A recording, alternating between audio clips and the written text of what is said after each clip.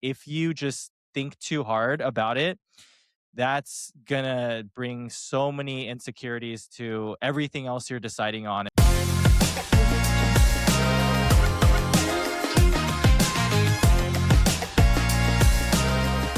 Welcome to Lumos Talks, the weekly podcast on growth marketing powered by Blind Spot, straight from the people doing the fucking work on the ground. I'm Seb Weber. I'm the ECD of Blind Spot. This is my colleague, Hannah. Hannah, say hi. Hi. Hi, everyone. Nice. Hannah runs all our social media over here. And for anybody that doesn't know what Blind Spot does, Blind Spot is a technology company that connects brands big and small with over 2.5 million screens around the world. And what that means is from spectaculars in Times Square all the way to screens on EV charging stations.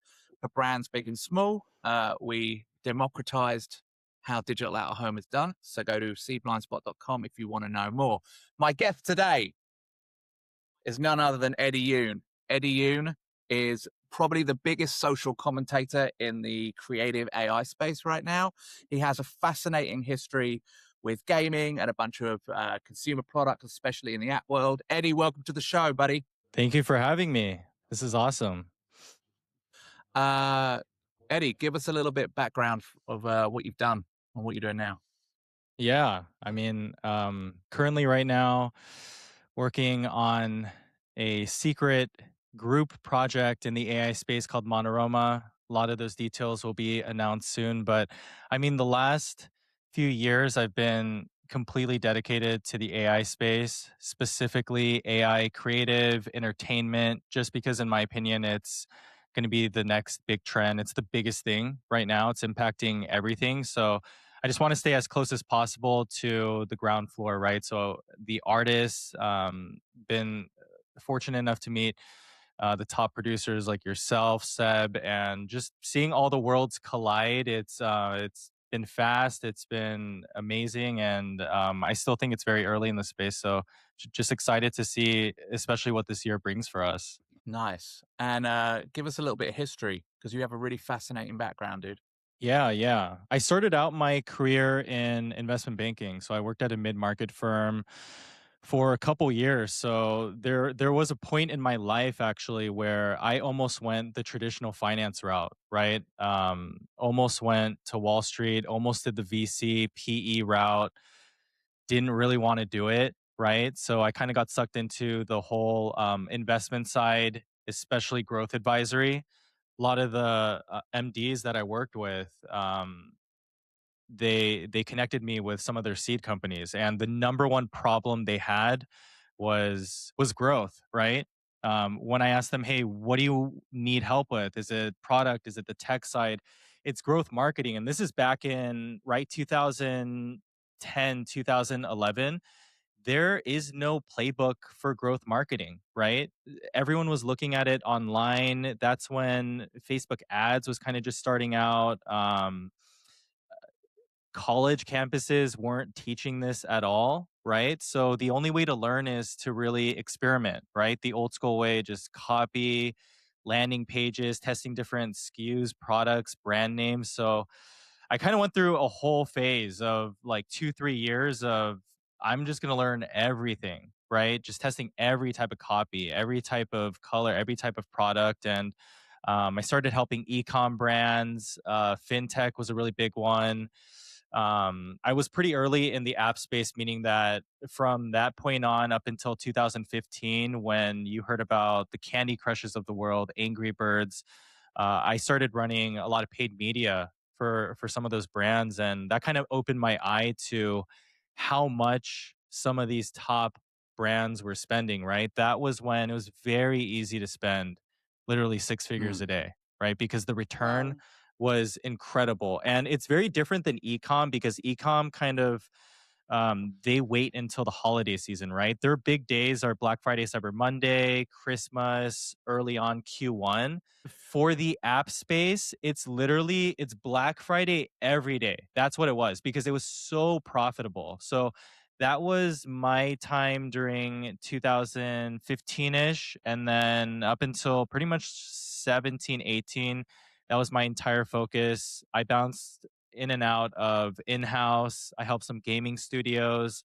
I worked on the agency side as well. And then ultimately, the last couple years, I just wanted to dive into AI. So just operating in a solo capacity because, in my opinion, this is the resurgence of app, right? Well, like what I Right. saw in the app world in 2015, I think that same type of environment is popping up right now for AI, and I just want to stay as close to it as possible. That's amazing. What were some of the apps and games that you worked on? Yeah, so a lot of it was the Match 3 side. So if you're familiar with things like Matchington Mansion, Mm, Homescapes, Gardenscapes, mm, those were major ones. I worked with a lot of the Glue products. Glue was known to work with they worked with ESPN, they worked with Disney. Some of the celebrity apps that they were tied to were Kim Kardashian had an app, Gordon Ramsay also had an app as well. So yeah, I helped some of those with like the smaller acquisition side. And I also helped a studio called Redemption Games as well. They had an app called Sweet Escapes, and they went through an acquisition with App Lovin', and they actually acquired it back. So it's a long story there, but was oh, very they did. close with a lot of the match three puzzle games. Mm. Were you ever involved in booking, like being part of the marketing strategy of booking out of home when it comes to apps in that process? Were you ever part of the team that would book? On the agency side. I was on there on the agency side, not necessarily on the app side, but for the agency side, one example I can think of, it's very common in the tech world, right? Like the Adobes in the space, for example, a lot of enterprise B2B. The last one I was part of was actually um, in Vegas, right? Because whenever a competitor hears about another competitor that's hosting a major conference or that's going to be in Vegas for a week, right? The number one thing they say is, "Hey, we wanna buy out all the billboards. We wanna have everything on Yeah. all the taxis, all the cabs everywhere. How much is the sphere?" Right? Those conversations always happen at enterprise level.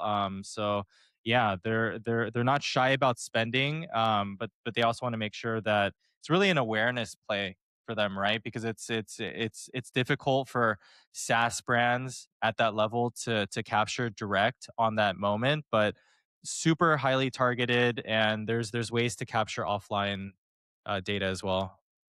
Yeah, yeah, we deal with that quite a lot, especially with like grabbing mobile IDs. I mean, the technology is getting a lot better now, being able to actually like translate direct purchases. But I come from an era of when I was booking billboards and out of home in 2008. We had a saying which was, I know that 50% of my advertising is working. I just don't know what 50% is working. I know that half of it's working. I'm getting an ROI on half of it. I can't tell you where that's fucking coming from. And so that's what we've really leaned into has been able to actually, we work with a lot of retail brands that we can actually track the foot traffic going into the store, which is quite a Mm, new thing that no one's been able to do. But that's our whole thing: is how do you qualify outdoor? You can now. But it's still, and we're still, a lot of what we have to do, and a lot of what Hannah and I have to do is we have to educate those people on what qualifications now mean. It's not like your regular CPM where it's one to one. We're doing one to many. We also believe that we've talked about this a lot on this show, which is obviously I moan about it a lot. Where we are always the end of the marketing process. We're the last thing people think about, and we're slowly getting to that point now where we are Right. getting to the front. And we want people to start including us at the front of these campaigns because we work really well with digital agencies. We work really well with paid media. We can Yeah. actually, our most successful campaigns is when we actually are wholly involved in the entire process because we can provide metrics now. We can provide proof of purchase.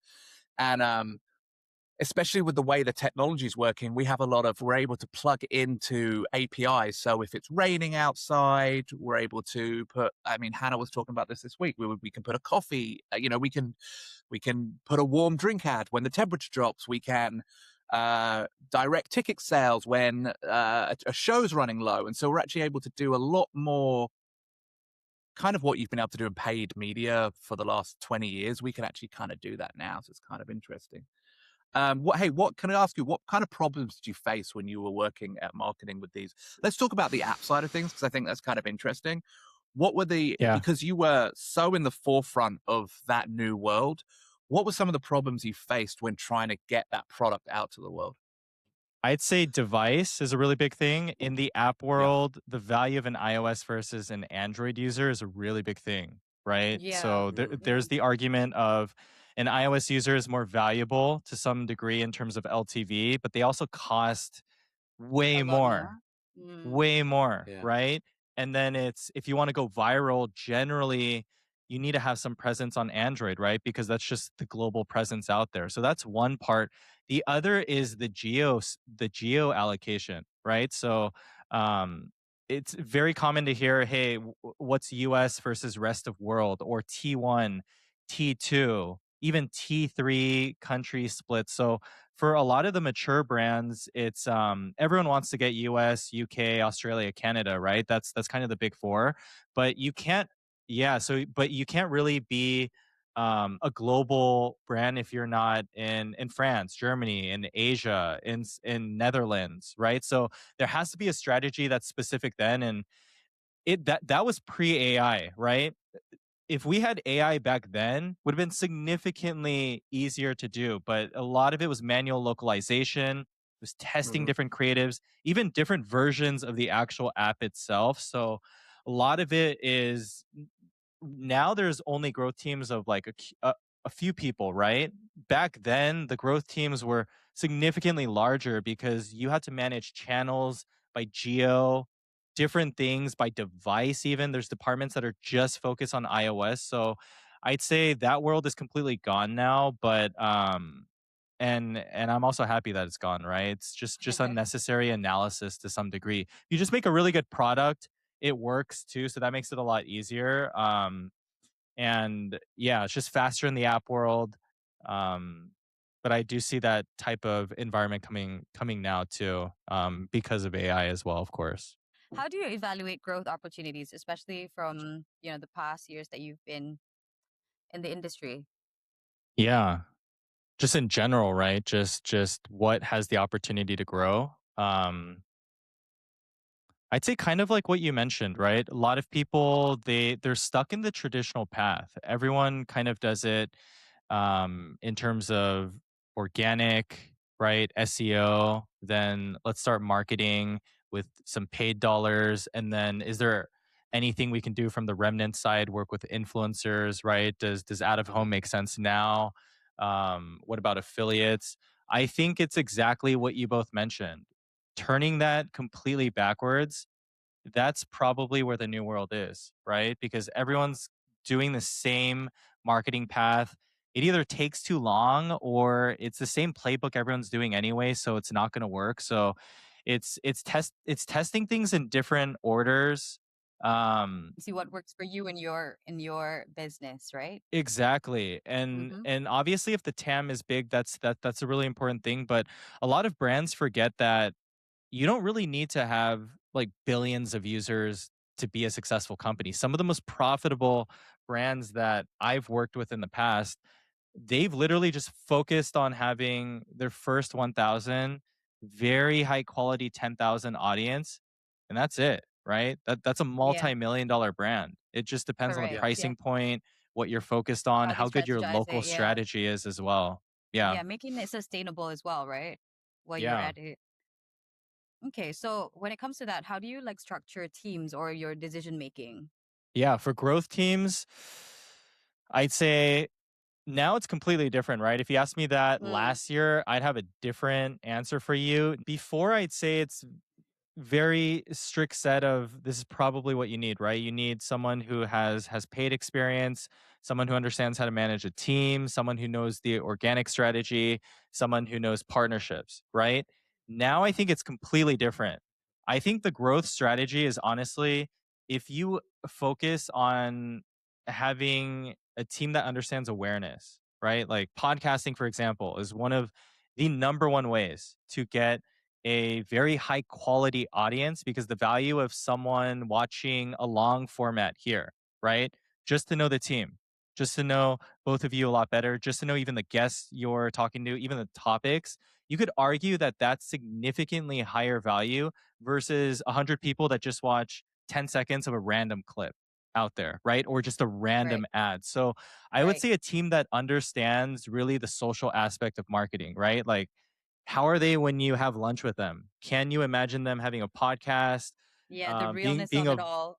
exactly, being a vocal person, pair that person with technology, right? With AI, they're gonna be super dangerous, right? Because all you need is someone who's really growth hacky, right? It's not landing page growth hacky stuff anymore. Now it's AI growth hacky stuff.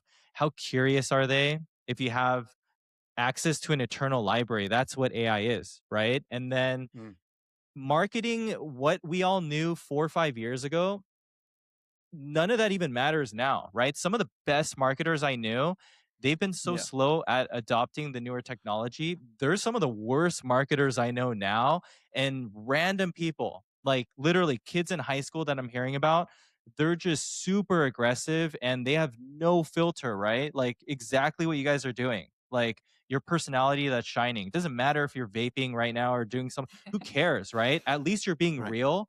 That's Real. Right. actually the type of marketing that works way better versus someone who's just Yeah. on Because camera people like a can very relate.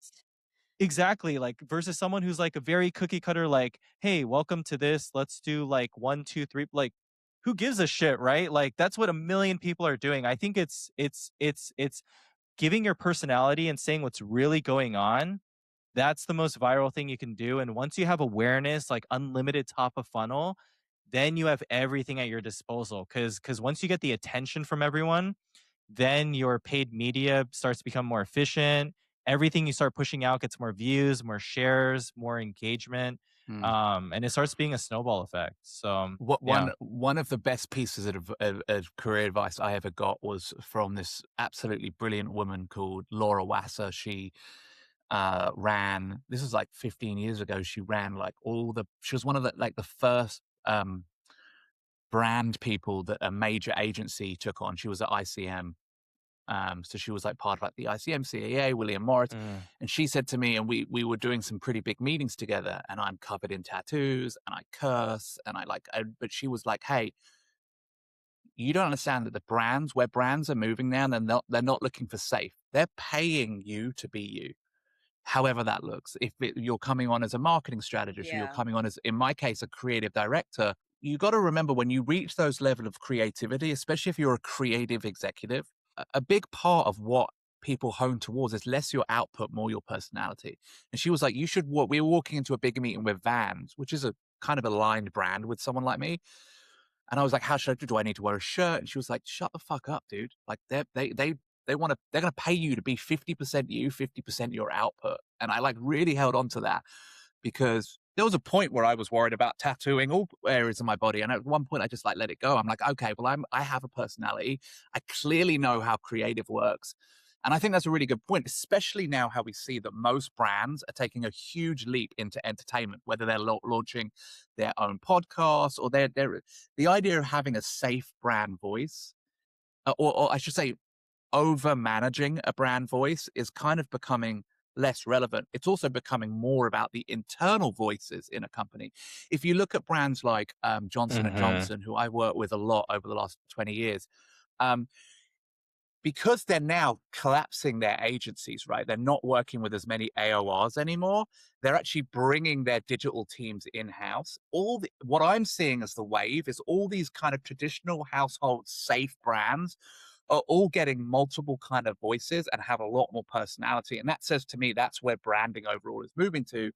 And I think a big part of what helped that was D2C brands, right? Yeah. D2C brands just could be their own brand. They're not thinking about, oh, is Walmart going to stock me? Oh, am I going to be, is my brand going to be aligned with CVS and CVS's values?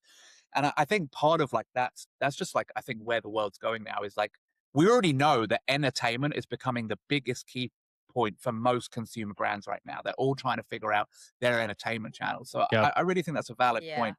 Um, let's go on a rapid fire takeaways because we're coming to the end. All right, Eddie, one channel that you would double down on today. Podcasting, right? Yep. Besides that, I'd say honestly, and you've seen it too, Seb, IG Reels. The main reason Mm, is, what do people share on anything, right? Like, when's the last time you've shared something on YouTube, something on another channel? Everyone shares things on Instagram. So, honestly, one of the biggest growth hacks right now that people aren't doing, once you start any initiative like a podcast, you start posting like rapid fire on IG Reels. You don't look at other metrics. The only thing you should care about is how many times it gets shared, how many times people send it. And that's going to be your metric of, hey, this is something we should keep on doing, or this is something we should start to pivot from. So I'm super bullish on the hybrid of podcasting plus IG Reels. I truly believe if someone just went super cracked out mode, right, on just that platform for any type of niche, easy seven figure type of potential there.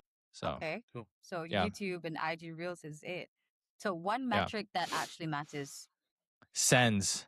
A lot of people, they accidentally focus on followers, right? Followers can get very tricky. I've seen accounts pop up out of nowhere, literally no followers, millions of views, right?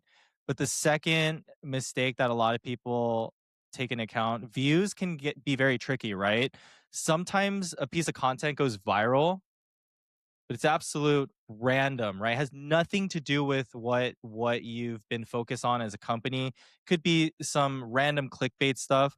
I think the number one metric is shares for this year. Yeah. One growth miss you strongly disagree with.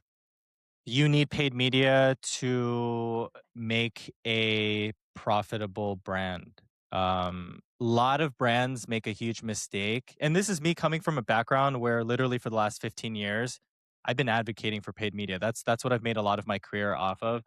I've told many clients, many brands that I don't even want them to run ads, because if their product is shit, if their brand doesn't make any sense, if right, if something's just off, right, doesn't make sense, they're just putting money into something that's going to leak, right? So I think the whole myth of you need to spend money to make money, that is completely false, right? A lot of the top brands that you're seeing right now, they give their products away for free, right? Right. And they give some of the kickback maybe later to the affiliates, but it started out as just free giveaways. Product is so damn good, there's such viral potential that People it will just just end up markets doing it. itself. Exactly, it Uh-huh. just markets itself. So that's the biggest growth myth of all time, to be honest. Okay. That's actually a good one. So one piece of advice for marketers listening to this podcast. I'd say don't overthink content. A lot of my most popular content pieces that I worked on for my personal brand or even for brands itself were literally things that I thought of 30 minutes before I launched it, right? And I think Seb can probably relate to, both of you could relate to this, right? Some of the biggest hit songs, no one had any idea that that was going to be the one that's the hit. Sometimes it literally just started in a freestyle or just a Yeah. session, and a lot of times the team didn't want to release it, the artist releases it, right? So Right. it's just shooting your shot, right? Like, don't focus on trying to make everything go viral. That's crazy. There's no way to Yeah. predict that, right? it's Yeah. just it's just having 100 pieces. Who gives a shit, right? You just launch all of those, whatever works, that's the thing you pivot towards, and then you just keep going. Because if it doesn't work, I mean, no one's going to see it anyway, right? So there's no judgment. And if it does work, that's when people start blowing up your DMs and they start texting you. So I think a lot of people, they're still paralyzed by analysis, right? They think so Mhm. much about, oh, I wonder what my friends and family are going to think about me. Like, literally, who gives a shit, right? People's memory is so short, right? Like, ask someone the last 5 IG reels or YouTube videos they saw in the last day. There's no way anyone remembers that. Literally, Yeah. We're right? consuming way too Like, much as the well soup in a day. exactly. The Super Bowl just happened, like, everyone forgot Oh about it, yeah. right? Like, it's amazing how many big events people just bypass. Like, that's the type of mentality you need to have this year, cuz if you just think too hard about it, that's gonna bring so many insecurities to everything else you're deciding on. And I think the one thing you should have no filter on is just content, right? Sometimes the most raw, unscripted type of format that should just be posted with no edits. I've seen a lot of brands even post outtakes of like them Yeah. screwing up, and those are the pieces that go viral, and then people start hearing about their artist, their roster, or what they're even working on. So yeah, that's one thing I am really advocating to people right now. Eddie, thanks for coming on, buddy. This was brilliant. Yeah, thank you for having me. Yeah. Where can people find you? Give us your Instagram plug. No, thank you. It's just Eddie Yoon. It's my name on all socials, on IG and everywhere, right? But IG, I'm posting on there just ton of reels, and yeah, feel free to follow me and hit me up if you found me through this podcast. Perfect. Thanks, Eddie. Thanks for coming in today.